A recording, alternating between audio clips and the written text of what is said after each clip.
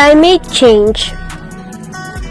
Now, listen and understand the way we talk about climate change. Our planet was sick because of many reasons or factors. Let me discuss these problems that they face every day. Climate change is one of the hardest things that our Mother Earth experiences, and it includes typhoons.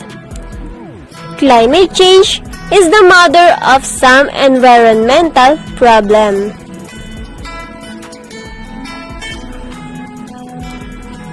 Climate change threatens people with food insecurity, water scarcity, flooding, infectious diseases, extreme heat, economic losses, and displacement.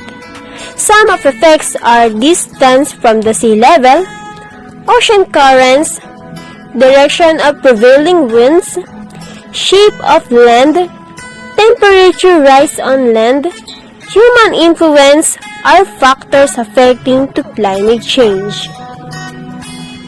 Some effects will continue for centuries, including regional climate shifts, river topography, El Niño, deforestation, humanity's increased use of fossil fuels. And, just to be a clear like whiteboard,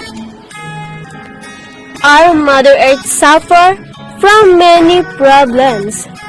Our Mother Earth needed a love.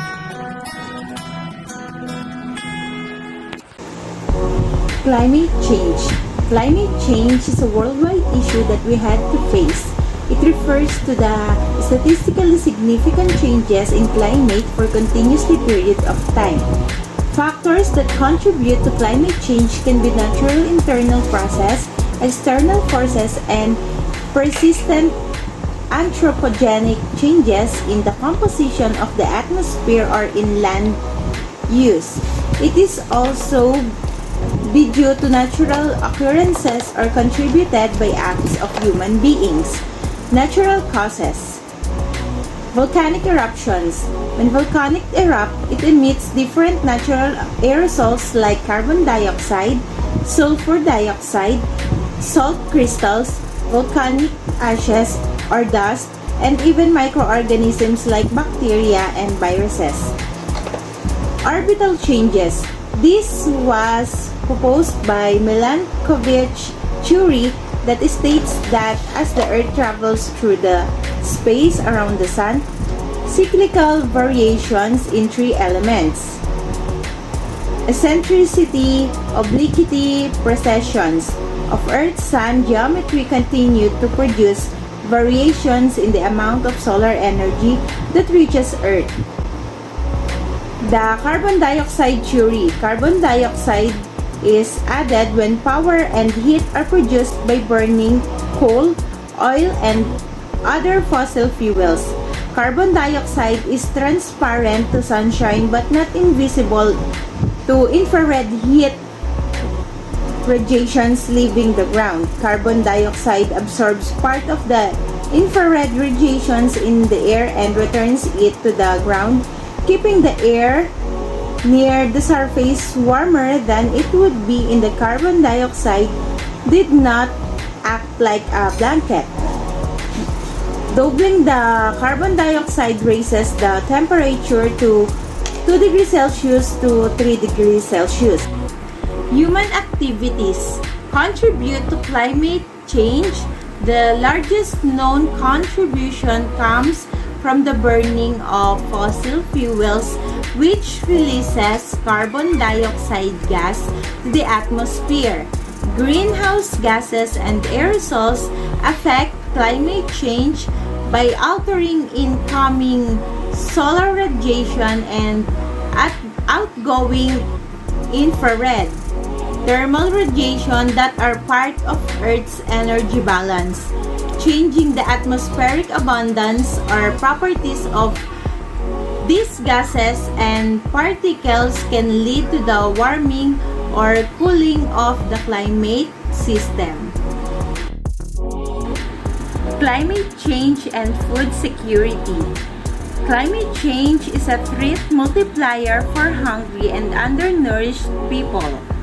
Countries with high levels of hunger are often also highly vulnerable to climate change and have a low capacity to adapt. Climate change affects food production and availability, access, quality, utilization, and stability of food system. In short, it impacts all aspects of the food system. Extreme weather-related disasters are increasing and reduce the yields of major. As a student, I want you to understand the meaning of climate change, to know the problem and the way we did for our environment. One of the biggest problems in our world is typhoon. Typhoon can hit us in the highest level of wind and storm. The floods that can be cause of death like super typhoon. The Philippines has long been particularly vulnerable to extreme weather, but in recent years, the nation has suffered from even more violent storms like Typhoon Haiyan or Yolanda. Flood is one of the tit for tat of human.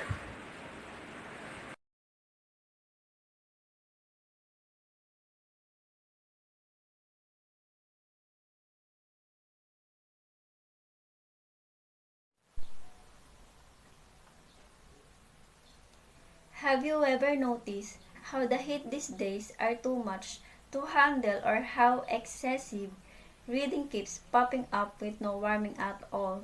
Well, that can be explained with climate change. Climate change is a change in the statistical distribution of weather patterns that lasts a standard period. It can also refer to a change in average condition. Yet, how did climate change become an insoluble aspect in our lives? I must be standard artless and climate change. Here's why. Climate change can cause a number of casualties. It may be unity in dire need of help. It is scary how we can interpret climate change without even knowing it. How we fix this problem. Here's how. Make a difference to that our planet by starting with ourselves. Hey Carlo, stop burning. It will affect our ozone layer. I'm Sonic the Hedgehog. I'm Sonic the Hedgehog. Took me from my family. You'll pay. All we need to do is plant trees to help our Mother Earth. You're not. Let us plant some trees to help our Mother Earth.